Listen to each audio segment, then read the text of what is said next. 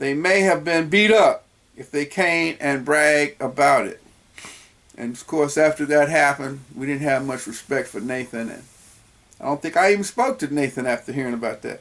The other part of this was that they did it purely for greed. Their parents provided everything they needed, and they got allowances. They were just greedy. It all stopped after moving away from St. Louis. I blame it on the air. Yet I knew the peer group because it came up at least 5 to 7 years after all this Lee and Euclid activity. One of the things that we did do was drink some wine. I liked white port back then in the early 60s. I also liked that sweet old lady, Rosie O'Grady. Most of the time we drank beer besides wine, and that's all we could afford and redeem bottles for. There were opportunities to buy barbiturates like Seconal. I took quite a few of those in my day, supplied by the higher level of the gang who were associated with homosexual male nurses at the time. They paraded around as doctors, but we knew that they were nurses. The story was that most of these guys they dealt with became homosexual themselves after dealing with the brothers like they did and quote unquote just getting a few drugs here and there. They ended up becoming homosexual. Okay, for whatever that's worth, that's what happened. I'm just saying. Back to Lee Avenue, there were quite a few little pranks that I played myself into on its occupants. Okay, one involved a girl I was quote unquote going with. At least, we never touched. We just kissed. The rumor had it that she was trying to play me and about to quit me for another. I perched myself across the street from her house next to, I never will forget, I think her name was Gregory, Deborah Gregory, yeah, that's who it was. And I hid behind the porch, how the porch has a little wall around it. And I had her ask certain questions, shout across the street. Well, what do you think about Alonzo? I heard it all back then, under surveillance. Okay? It's so ironic. But I exposed myself, got up and said, what? You said what? And guess what? You talking about getting paler. She was pale as a sheet. It is ironic, but she traveled from Atlanta to Houston to try to apologize and try to develop a relationship. She found out I was a doctor, but I could never trust that girl in life. I'm not going to tell you her name. I can't put that in here. This spanned the period of 1960 to 1983. Wow, you would think I could forget and forgive. Well, I could have if she looked like Gina did, and I don't know who Gina was. When I saw Gina in the 80s, I could still do a little better and get the time of day from Gina. She was looking for Charles Savage. All of this spine. Okay, Deborah Gregory is the one I'm trying to say that's Gina. If she looked like Deborah Gregory, whoo, those Gregory girls was something really beautiful. And again, the last thing that she thought. So when Deborah Gregory came down to Houston, I tried to get the time of day. She was looking for Charles Savage. I couldn't get the time of day.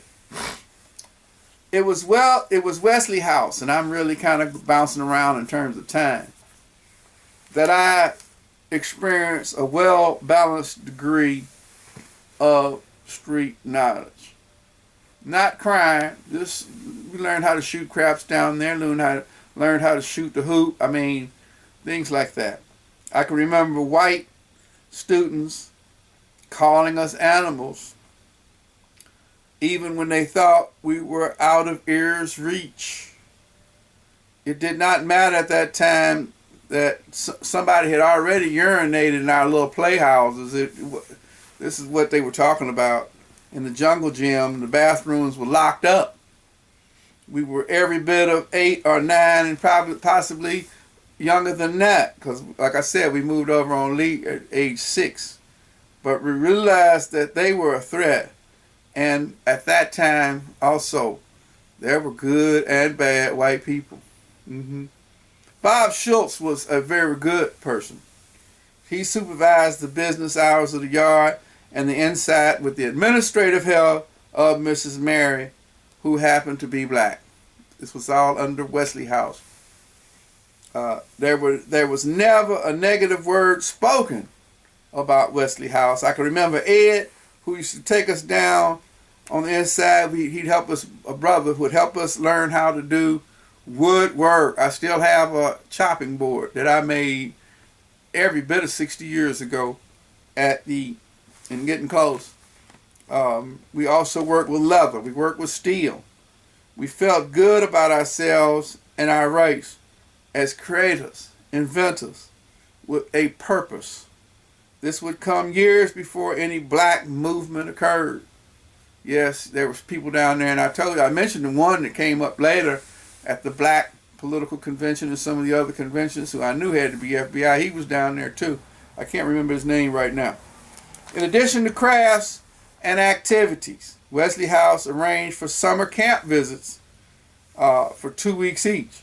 One of them was Wyman, which was for the girls, and it seemed like it was for the girls, but it presented a very good experience to her, to my sister, similar to the Girl Scouts, but lasted longer. And Wyman must have been for boys too. I missed out for years because it required a co-pay, which my family could not afford. We were just poor folks. I mean, lower middle class, but I didn't miss for anything, for sure. In addition, I was still suffering from sleep apnea-induced enuresis, okay? Years before any treatment was available. I was reluctant to apply. On the outside, I learned such skills as fighting to protect myself from bullies, shooting basketball, and playing as a team member, as well as how to shoot craps, as I said earlier, when the building was closed after 5 p.m. I learned what number brought another. If you put the dice on that number, it was more likely that you, after hours of practice on my own, without any fake dice, I could calculate with more accuracy the next most likely number when the face value was up. I thought that I was pretty good shooter on the streets in those days, and I later won a cashmere coat on about 1965 from some dude desperate to win who put his coat up. I was later to use these skills with OPM to win millions, combining crap shooting on a hot table, betting far the craps are against it, along with Baccarat, which even has better odds. And also we learned how to play blackjack, which I won $25,000 in a tournament. Anyway, with all that winnings, I was only to be blamed for laundering money. Just answer this question. How do you launder your own money? I mean, if it's your money and you work for it, how do you launder that? They made up some stuff. But anyway, unfortunately, my haters resented my being lucky on the tables and turned me in only to pick a case of money laundering, as I said earlier, which is why I was sitting in the prison when I wrote that. They could not accept my evidence that I had that the whole thing was concocted and that they had changed evidence. They sure wouldn't take my plea. They wouldn't let me withdraw my plea. Anyway, here's education in clubs, musicians, etc. And hopefully I have some more additions. So I thank you, Ina. I thank my mother, the second teacher, and I thank the Pack and Smith family for their initiations and influence in music, especially on the piano. It was the Pack and Smith families who bought pianos first because they bought theirs first.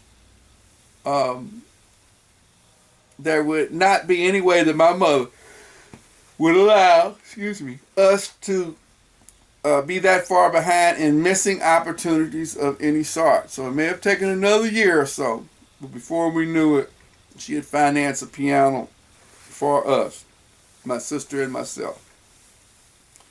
But anyway, at that time, the going was really good, but because between David and myself, I never will forget the best music teacher I've ever had. Her name was Ina Red. It is her lessons that I have pulled from as a music director of 3 choirs while being under forced sabbatical. After 50 years, these lessons were still fresh in my mind as to the need to practice scales, which is what I did with 2 hands, and read, guess what? And what I ended up doing on top of that, and write. She's also responsible for me having the audacity to take a winehead 30 years later, listen to his story, and collect royalties later on from songs that I wrote with him. You hear me? Not only having the faith that he'd be able to do it, but weathering the storm and writing the parts out and writing some of the music out enough to have it scored by Mr. Jimmy Walker and, of course, Nelson Mills III. I think had something to do with it. But last but not least, Mr. Floyd, I started to say Floyd Mayweather, but Floyd LaFleur, I believe his name was, Floyd, something like that, had a French last name. Anyway, we wrote with the Winehead, if I don't get involved, I won't get hurt. He had previously written, and I know you all know this song, Further Up the Road, which was later recorded by one of those guitar players that is very great. And in the process of us understanding everything that was happening, he actually had that song in a movie. Now, let me just say this. When I signed Joseph, because he was full of wine and nobody really wanted to mess with Joe. So I did. So guess what? I had signed him to take over royalties of Further Up the Road in my contract, should he have death before mine. And guess what? I can't find that contract, and hopefully I'll be able to challenge it. But I have been in touch with his daughter, who I'd be happy to give them to, because I don't know where they're going now. Anyway, we have yet to see the movie produced and the screenplay written about Don Robey and his interaction with Joe Medwick, VC. It has been written by me, and I'm really stretching the truth there. I started it, but I never did finish it. And I look forward to seeing the financing come together. Let us look at Tarantino, possibly for a director, and Jamie Foxx playing Don Robey. Would you come and see it? All this started with piano lessons, again, and getting to know these folks with Ina Red. I would be remiss in listing my music education in St. Louis and leaving out my auntie, Mrs. Elizabeth Hudson. I say aunt because she's my mother's best friend, still living, still playing for the church, still doing great things, an excellent jazz pianist as well as vocalist. But I got Christmas presents and birthday presents from her just as if she was the godmother and I was the godchild. Actually, my sister was the godchild. This was true until the year that I criticized a Christmas gift of pajamas in my immaturity. I expected a tar or something instead of being grateful for anything. The actuality was that my gift in part was a lesson in maturity. By about 1960 or shortly thereafter, I was doing what I could do to be around my aunt due to her active participation in the jazz scene in St. Louis at the time. She was well known around St. Louis. And I look forward to hearing the band rehearse such tunes as Exodus and The Shadow of Her Smile with the excellent jazz saxophonist Bernard. And that was her husband. When she and Bernard Hutchinson were married, the influence of their rehearsals and performances was quite profound upon me. Bernard even fixed my horn a time or two and gave me a lesson a time or two because, as I said, he was a tenor sax player. It was about that time that, due to the other kids on the block taking piano lessons, that my mother insisted that we play.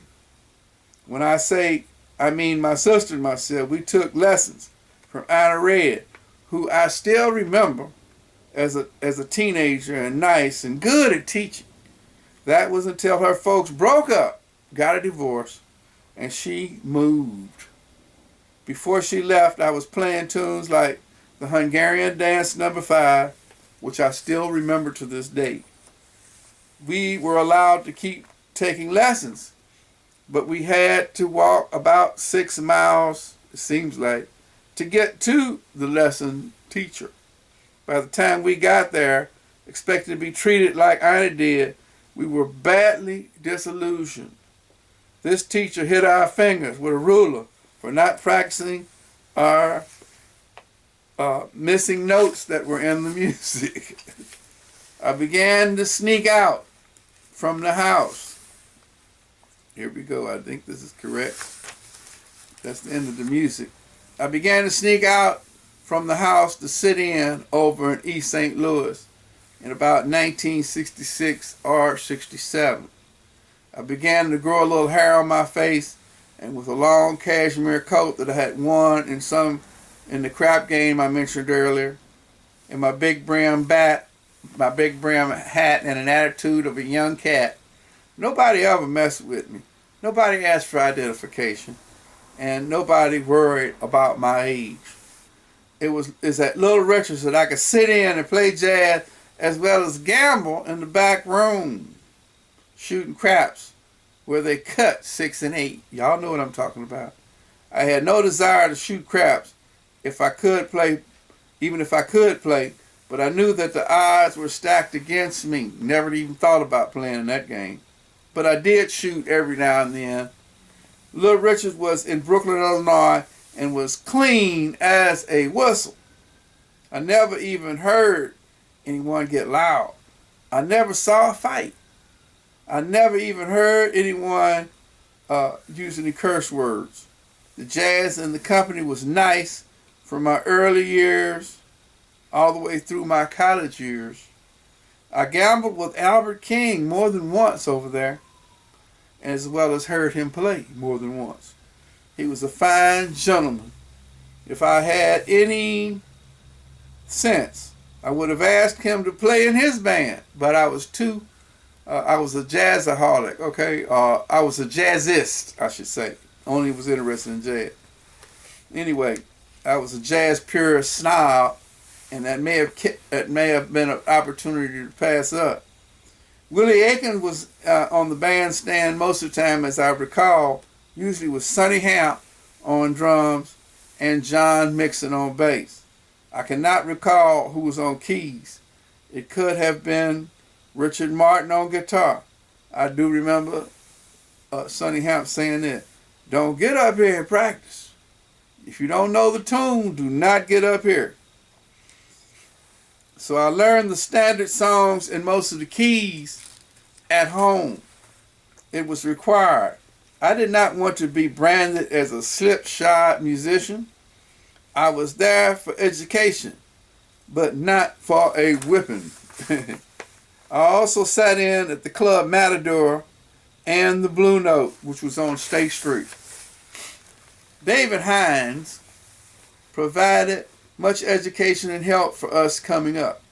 Being a good friend of the Bowie family, he was always around the Bowies when I'd come over there and always give us advice, and kind of like almost a little joking matter. He said, "Well, we can't get you no gig. Your horn is not in shape." He was telling every bit of the truth, but wasn't anything I could do about it.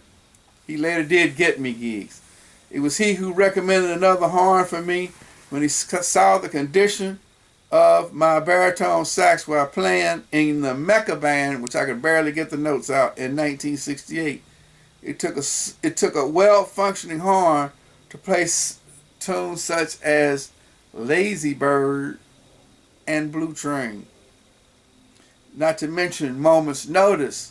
All those charts is what we had, and we were playing those charts back then. It was he who was honest with me as to my need to improve my eyes reading music, as well as pen writing music, in the presence of the great John Hicks of St. Louis also. He also recommended more piano, which I was advised that I could too hard-headed to heed, that was some advice that I was too hard-headed to heed until later. Without him, I would not have been able to meet another St. Louis native in the late Oliver Nelson. Art would have been able to perform in front of him with the Paramount Review.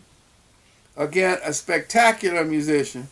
He has my vote as educator and mentor for a monument in St. Louis for assisting in the jazz idiom's propagation and vitality. Of course, so does Mr. Nashville.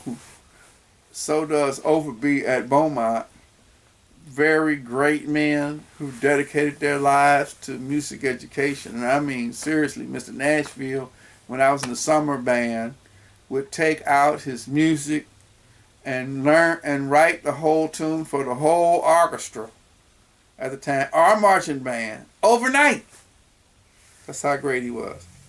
Les said I could almost see his face now. He had a little freckles on his face, and he had a funny way of laughing. Les celebrated was certainly more talented an instrumentalist and educator, One Arm Willie. I do not know how Willie lost his arm, but I give him high ranks for his solo, and every time it was sweet that he opened that horn up. I do not know which arm it was, but he compensated for his lost arm by playing trumpet with the sweetest of tones, as I said, I have ever heard alive. If I had to guess, it was Lee Morgan that had come back alive. He tried to emulate because he was always playing one of Morgan's songs. Willie always said he wanted to form a band with some young boys dedicated to jazz and willing to learn. I don't think that this ever transpired, but it was certainly tantamount to us understanding how it's very difficult to be a musician sometimes. Anyway, I also remember a group that Kathy and Naomi came in. It was Kathy, and actually that was Kathy was a lady who later worked for Continental, and I kept in touch with her all my life. And Naomi and Biscuit's sister, who was Naomi Bostic. They lived in Carr Square Village. I visited it once or twice after we met, but that was the end of the relationship. It never did go anywhere. Miss Naomi, I miss you too, with your pretty self. A little gold in your mouth for pretty thing. Anyway. It is contingent upon fathers to do all they can to not only provide for their families in a natural sense, but to love them to the point of loving themselves. This is a job that requires a helpmate or wife who must work together with them and cooperate with him to accomplish this task. Under a banner of a higher power, God, or Allah, if you will, whichever you like, I watched my father get up to go to work, and come back home and love us to the point of loving ourselves. All of us, mother, sister, and myself. Rumor had it that June, who was my father, it was called, short for Alonzo Peters Jr., learned all of his emotional intelligence from his mother, born in Mississippi, somewhere near Biloxi. My father started off as a fireman working for the city of St. Louis, and through hard work and friends that helped him study, became a stationary engineer.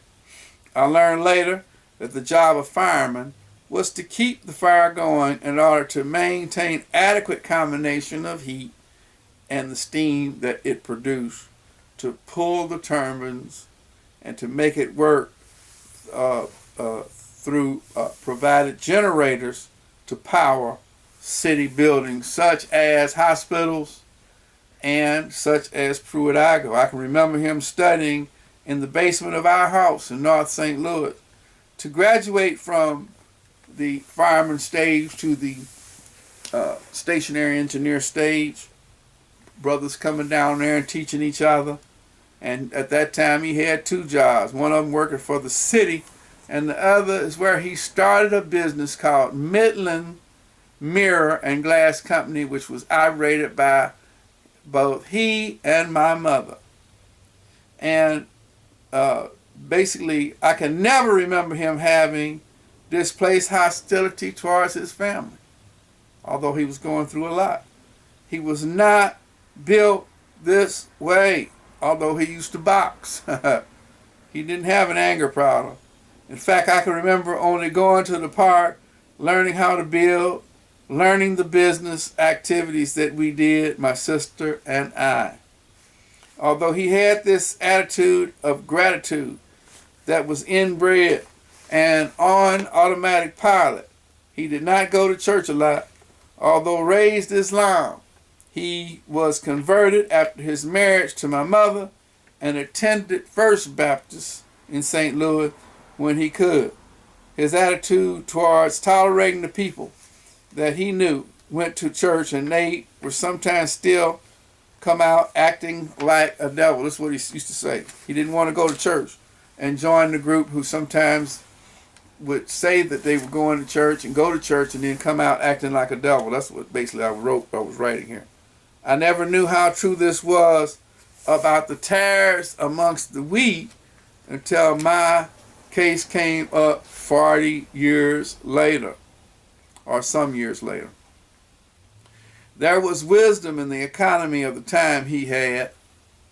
He was so far ahead of most men that I have known in my life, this to this day, being so close to him.